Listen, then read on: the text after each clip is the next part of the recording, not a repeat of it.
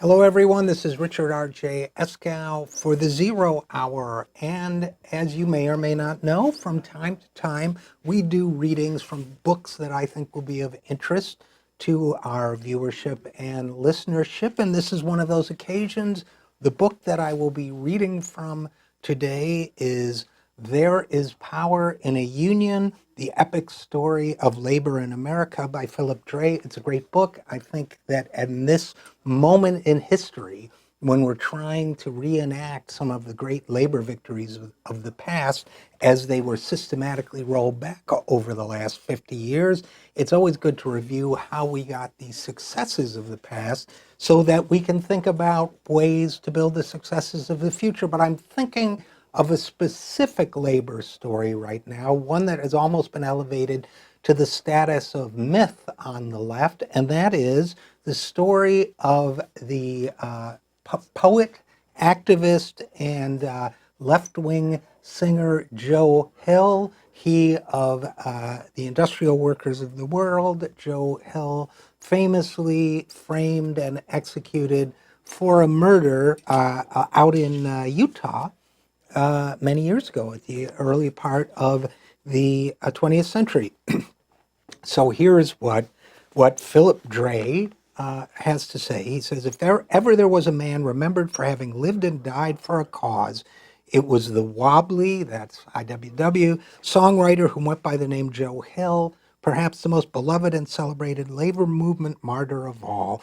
The final chapter of his life, his 1914 murder trial, and the worldwide crusade to stay his execution, took place during the intense phase of the American labor struggle that coincided with, and then he lists a number of important strikes, as well as the coming of the First World War. Hill's story is thus something of a coda to the early romantic phase of the IWW, which may explain why his martyrdom has long been embraced as among the purest and most meaningful.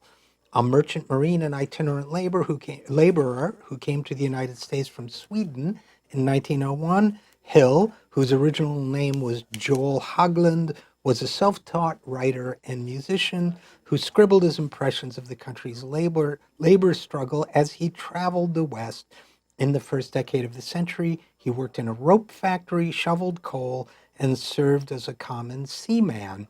In 1910, he joined the IWW, participated in free speech campaigns, at least once apparently getting knocked around by cops and vigilantes, and spent 30 days in jail in San Pedro, California on a vagrancy charge after serving on a dock workers strike committee. Now, as Philip Dray writes, he was a prolific songwriter, Workers of the World Awaken, There is Power in a Union, although I prefer the Billy Bragg song of the same name, different song, Union Made, The Preacher and the Slave, and so on.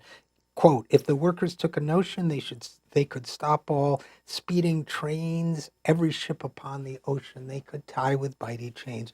Workers do have extraordinary power. Joe Hill is right about that, was right about that, remains right now. We'll just skip ahead to the murder. He says, he wrote a letter to the Salt Lake City Telegram saying, I never killed Morrison. I do not know a thing about it. He was plainly, as the records plainly showed, killed by some enemy for the sake of revenge. And I have not been in the city long enough to make an enemy. Although Hill was pilloried at trial for being a wobbly, he tried to keep the IWW out of the case. He did not succeed. Well, the ending of the Joe Hill story was not a happy one, as you probably know.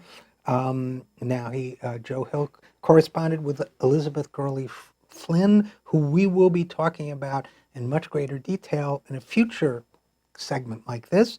And so he corresponded and he wrote to Elizabeth Gurley Flynn, quote, I have no desire to be one of them, what you call them, martyrs. On the square, on the level, he means, I'll tell you all that this notoriety stuff is making me dizzy in the head, and I'm afraid I'm getting more glory than I'm really entitled to. I put in most of the later years among the wharf rats on the Pacific coast, and I am not there with the limelight stuff at all. Well, the limelight he got, the limelight he kept. He was eventually executed. He died on November 19th, 1915 by firing squad.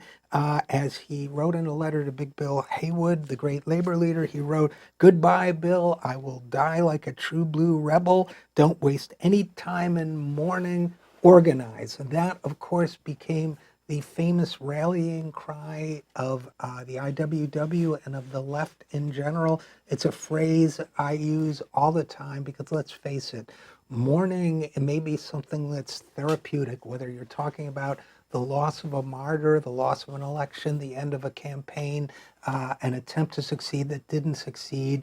But don't mourn, organize, are words to live by, because every experience is a lesson. Every lesson makes us better, and everything that makes us better points to victories.